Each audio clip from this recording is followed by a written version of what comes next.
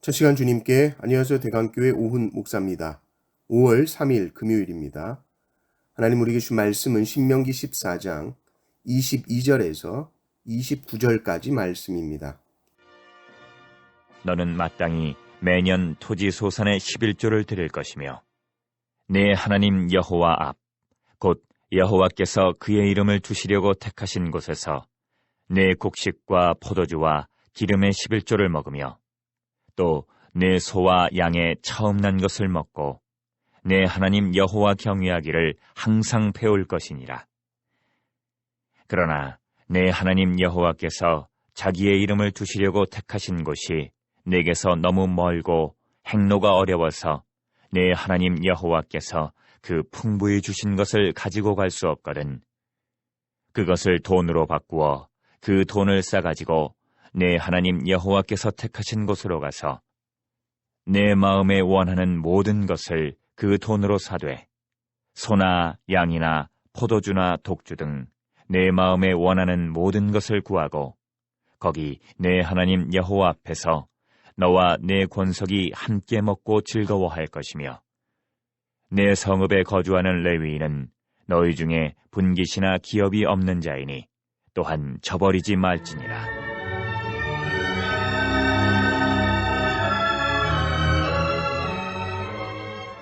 매 3년 끝에 그의 소산의 10분의 1을 다 내어 내 성읍에 저축하여 너희 중에 분깃이나 기업이 없는 레위인과 내 성중에 거류하는 객과 및 고아와 과부들이 와서 먹고 배부르게 하라. 그리하면 내 하나님 여호와께서 내 손으로 하는 범사에 내게 복을 주시리라. 아멘. 하나님께서는 이스라엘 백성들이 구별된 삶을 살기를 원하셨습니다.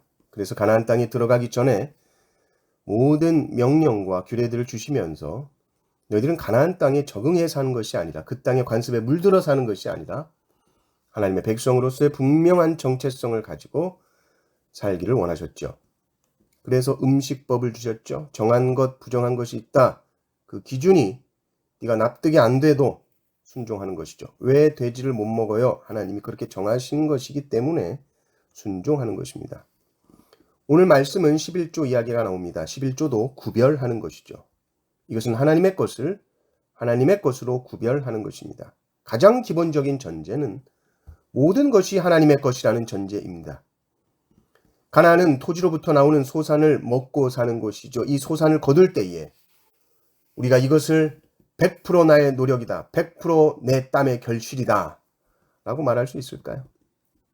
작은 씨앗 하나 심었는데 어떻게 이렇게 수많은 열매들이 맺힐 수 있습니까? 물론 농부의 수고도 있겠지만 땅과 바람과 하늘의 비와 태양 이 모든 것이 하늘에서 공급되지 않으면 열매 맺을 수 없는 것이죠. 22절을 보면 매년 토지 소산의 11조를 드리라고 합니다. 10분의 1입니다. 많습니까? 모든 것이 다 내 수고로 했다라고 생각하면 10분의 1이 너무 많고요. 모든 것을 하나님이 주셨다라고 믿는다면 10분의 1은 오히려 작게 느껴질 것이고 하나님이 주신 10분의 9가 정말 커 보일 것입니다. 그래서 11조를 드림으로 우리는 우리의 삶에서 하나님께서 온전히 우리와 함께 하시고 우리를 도와주셨다라는 것을 믿음으로 고백하는 겁니다. 하나님이 도와주시지 않았다면 나는 하나도 수확할 수 없었을 것이다. 나는 거둘 수 없었다. 신앙 고백하는 것이 11조입니다. 그리고 이 11조를 드리고 소나 양의 처음 난 것을 먹습니다. 그 먹는 곳은 하나님께서 정하신 곳에서 먹게 되죠.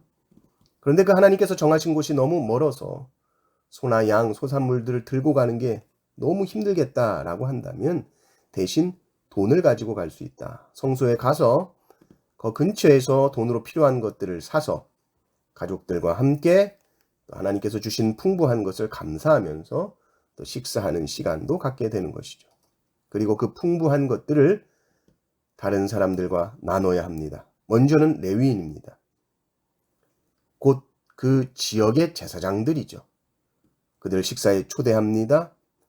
레위인들은 자신들이 경작할 땅을 받지 못했습니다. 그래서 중앙 성소 한 곳에서 음식을 먹어야 했죠. 그래서 성소에 온 백성들이 음식을 공급해 주지 않으면 제사장은 먹을 수 없는 것입니다. 또 성중에 머무는 객들이나 고아, 과부들이 와서 먹고 배부를 수 있게 해줘야 하는 것입니다. 그럼 어떻게 되는가? 네 손이 하는 범사에 너에게 복을 주겠다. 하나님께서 약속을 해주셨습니다.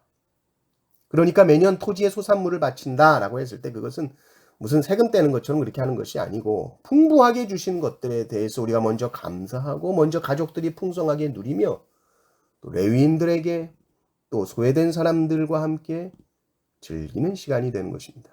서로가 서로를 위해 나눌 수 있는 공동체, 즐겁게, 기쁘게 나눌 수 있는 공동체는 반드시 복을 받습니다. 자신의 유익만을 챙기려는 사람이 많으면 그 공동체는 든든하게 서지 못할 것입니다. 우리의 신앙이 어릴 때는, 연약할 때는 공동체 안에서 내가 어떤 유익을 받을 수 있을까를 먼저 생각합니다. 또 어떤 문제가 생겼을 때는 항상 남의 탓을 합니다. 그러나 신앙이 성숙해질수록 공동체를 먼저 생각하고 내가 이 공동체에 어떤 유익을 줄까? 또 남 탓하기 전에 자신을 먼저 돌아보는 삶을 살죠. 11조는 교회 내는 세금이 아닙니다. 우리에게 주신 모든 것이 하나님의 것임을 먼저 인정하는 신앙 고백이요. 우리의 공동체를 먼저 생각하고 돌아보는 수단이며 우리가 손으로 하는 것에 범사에 복을 받는 비결이 11조입니다. 이 은혜를 누리시는 성도님들 되시기를 주님의 이름으로 축원합니다. 아멘.